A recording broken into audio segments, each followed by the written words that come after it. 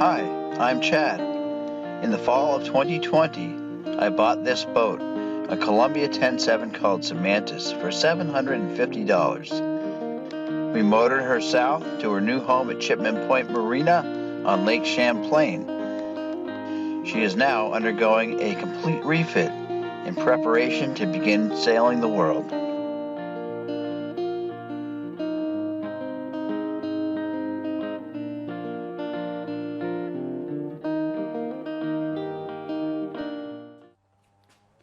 Morning, guys. We're finally getting into gel coat. Back to the process a little bit. It was a cast iron core. I acid etched the core, and then I ended up using 3 gallons of tiger's hair short fiber body filler to bring it up and give it the profile. And then it got wrapped with a layer of 1708 bidirectional cloth.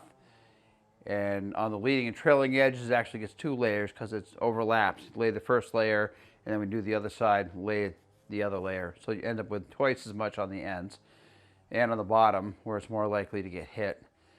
And then faired the whole thing out. It was 3 coats of fairing. West Systems epoxy mixed with 407 fairing compound.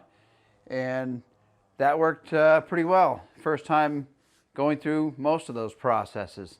I've done a little bit of fiberglass in the past, but nothing like this before. And now we're going to get into gel coat. So here's what I have for gel coat. I've got this stuff here, something they had up at West Marine. I just grabbed something local because I'm trying to get it done. And I also grabbed this from the local hardware store here. It has all the graduations for measurements. When you're doing gel coat, it's a proper ratio, so many drops per ounce. So I'm going to use this to measure out my gel coat. I'm going to brush it out with these chip brushes. And much like doing the fairing compound and the fiberglass, I was originally going to hang it outside, but it hasn't been warm enough for the last week. So I'm going to try to get the first half done today and let it sit. But I got to do layers. This particular gel coat is a 1-step. I couldn't get the laminating stuff. So we're going to have to see how this works. I believe you can do multiple layers of this, but you got to sand between coats. Get the leading edge and the trailing edge wrapped around, flip it over, sand it, and then I will add a layer on the other side. And hopefully that joint where they come together isn't terribly visible. What I have learned about this online, mix it thoroughly for 2 to 3 minutes and get it out of the pot as quick as you can and on the piece. Then you can finish brushing it out once you get the pot empty. If it's left sitting in the pot, just like epoxy, it'll generate its own heat and it'll cure very quickly. And this is supposed to start setting up in about 15 minutes. Temperature range it likes is between 70 and 90 degrees. It's about 55 in here today. I'm going to turn the salamander on and warm up the garage to get it to about 70 for the curing time.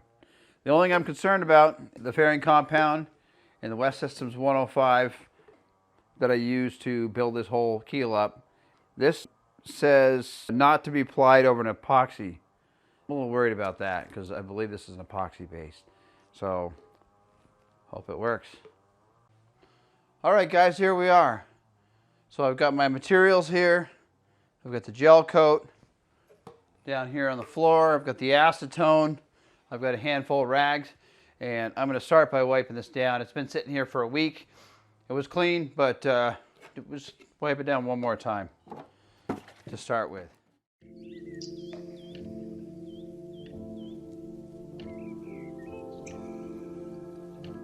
got our container here.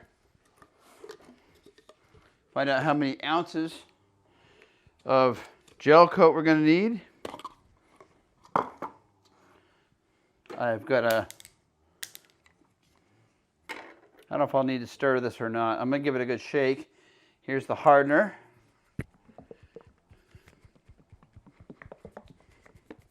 I'm going to shake it and stir it. I don't know if I dare mix 16 ounces all at once. I've not played with this before, and I don't know how much I'm going to need to cover.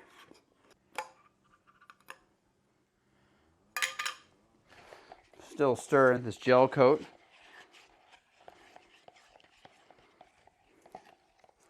So I got 12 ounces of gel coat and hardener mixed together. So I'm going to lay this out, and then I'm going to turn the heat on in here to let it cure.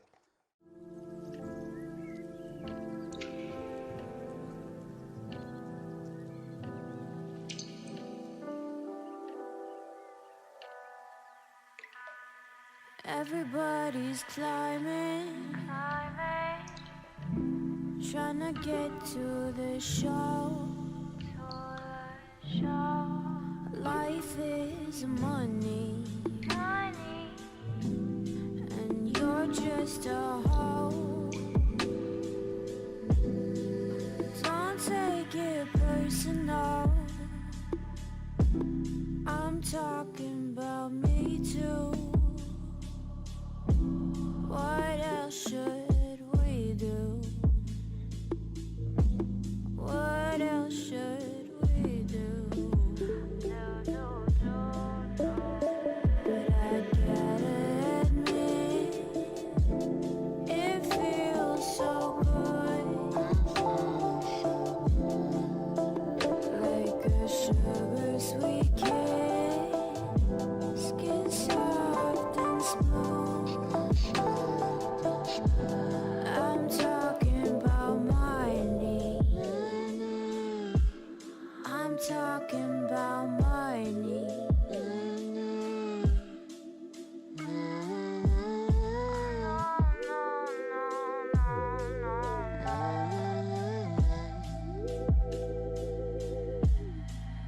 Everybody's driving all the way to nowhere. No time left, we're dying, and then they might care. Don't take it personal. I've applied the gel coat to one side of the keel. It came out pretty good. I want to show that to you. And then I'm going to get into doing the other side.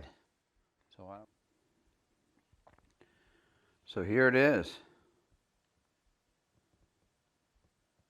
I don't know if you can see some of the little imperfections in here. There you go. You can see some of the sagging here of the gel coat on the corners. You see these marks right here? There's a few of them, the brush strokes. They look like they're deep, but they're very, very shallow. And there's a little more sagging right here on the edge. You can see that. All in all, it came up pretty well. I'm pretty happy with it. So that's where we are at the moment. You can see there's some shiny spots there. Those are high spots. That'll all clean up and buff out nicely. For my first go around with gel coat, I'm pretty happy. The only imperfection I see is right here on this top edge. It's still a little, I don't know, it's not wet, but it feels weird.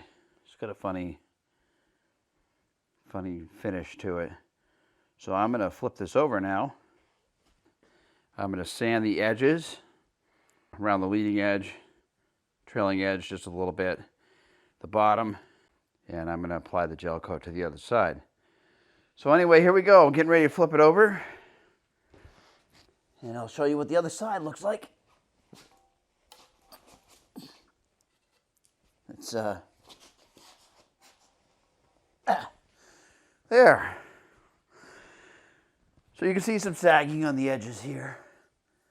It's not too bad, but I need to clean that up a little bit and then just wipe everything with acetone, and then I'll mix my gel coat again. 12 ounces was just about right. It covered pretty good. You can see it has some thickness to it. I'm pretty impressed overall. I'm going to wipe this face down with acetone. I sanded around the corner a little bit. So just like when we did the the fiberglass, there's going to be a double thickness layer all the way around the edges of the gel coat as well. You can see this dusty, white dusty mess. So it's acetone time. Talking about me too. What else should we do? What else should we do? But I gotta admit, it feels so good. All right, so now we're back to mixing again. This is my cup from yesterday. Let's see how this goes. There's a little bit of acetone in here still. And I was able to clean it up, I hope, enough to be able to see my mark, because I need to fill this up to 12 ounces again. So it's cleaned out. Let's see how this works. Like a sugar sweet kid, skin soft and smooth. I'm talking about money. I'm talking about money. You know you like it too. You know you like it too.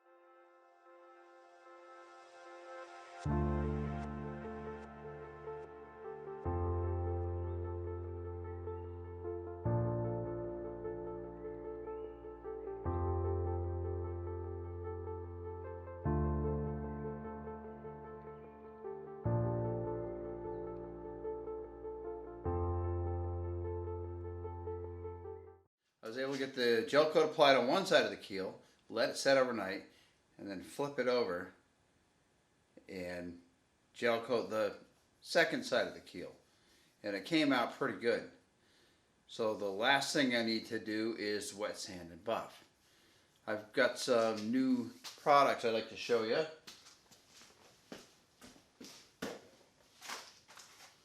So I'll be using the Festool sander for this, and I was looking for a variety of grits of wet sanding sandpaper up to 1500, and what I came across is this stuff here.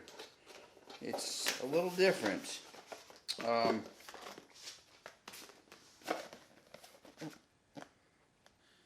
It's more of a mesh than a sandpaper, and I got it in, I think I got it in 320, 320, 500, and this is 1000. And it's works with the Festool sander because it's a mesh. The air pulls right through it well. And I also got this pad to go on the bottom of the sander. It's a little squishy pad. So this goes in between, and it enables you to wrap around corners and do contours and soft edges and things like that. And also saves your pad, because the hook and loop on the pad is pretty susceptible with the mesh to being worn down.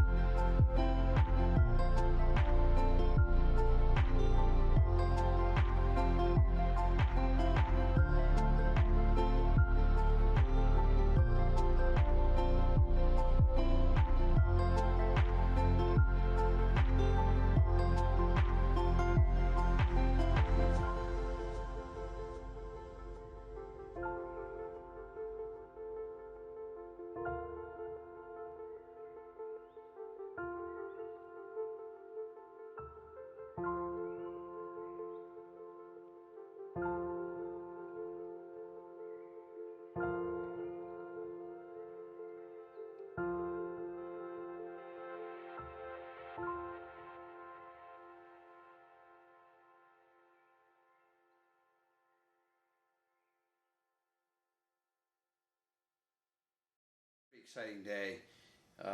Gonna put the keel in the boat this afternoon. I've got to drill 2 holes in the keel. The hole that the swing keel swings on is, I got it marked out so I know where it is, and then I got to actually go out to the boat and get a measurement to the other hole, which is the one that the winch that cranks the keel up into the boat hangs on. So I really want to get this thing in the water so we can start sailing here. It's early June, and it's time. And we did get this keel in. I want to show it to you now. It just it was too busy to try to film at the same time. It was 3 of us working on it, but here it is. Take a look. It's hanging in the bottom of the boat. You can still see there's some dust on the front there, and all this white on the ground, that's all dust. I had to do some grinding, unfortunately. You see this aluminum plate here on the front of the keel, and there's another one that the keel actually bolts through, that it swings on. I didn't realize when I glassed those in that there just isn't that much room there. I had glassed them in tight and closed them up because I wanted to prevent any water from getting into the keel and breaking down the layup, because that's what happened the first time. Of course, it lasted 40 years, but what it did is the water got in there, the cast iron rusted, and it opened up and blew the shell off the outside of the cast iron core. So you probably can't see it now. I did, before I put it in, I had to grind all that away with a grinder, and then I wiped everything down with acetone, and I put a very thin coat of epoxy on there to seal everything up. So hopefully it's watertight again. But that's where we're at. So we're done. The keel is in the boat. That's pretty cool. Unfortunately, I gotta come back and doctor this front edge up a little bit. Probably what I'm gonna end up doing is just hitting it with some paint, sanding it and painting it. I don't even think there's enough room in there for gel coat. It's that tight. So that kind of screwed me up. So this is a swing keel. I don't know if everyone's familiar with the Macgregor 21, but if I back up, this is what the boat looks like. It is a deck step mast, all new sails, but the keel pivots at this point. It swings down, and the front of the keel here is the same location as the mast step up there on the deck, and it swings down. It's got 5 or 5.5 foot draft. But this is the boat that I'm going to be sailing this summer while I work on some mantis. Just a recap from last year, I bought this early to midsummer, and it was kind of a step between Columbia 26 that I had found. It was a project boat. It was free, and I didn't get there in time to grab the 26.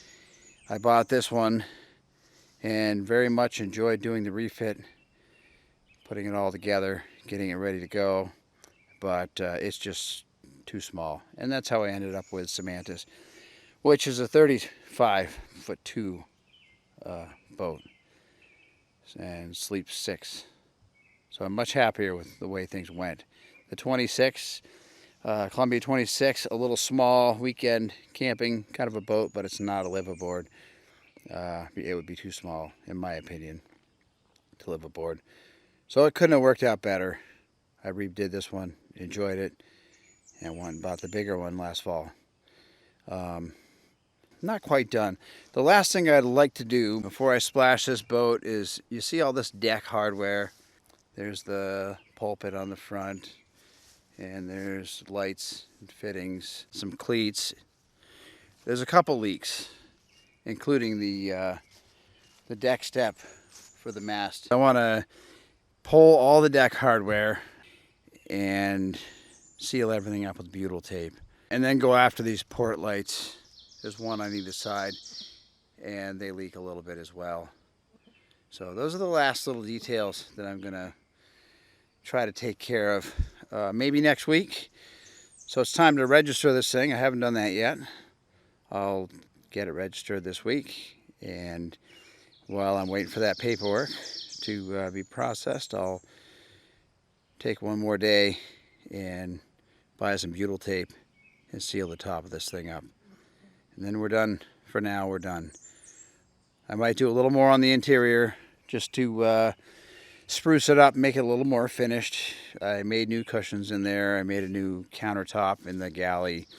I installed a sink and single burner stove, gray water tank, so it doesn't dump. There's no through holes in this boat. There's a gray water tank and a freshwater tank. So the idea is either pull the gray water tank or pump the gray water tank out and fill up the freshwater tank.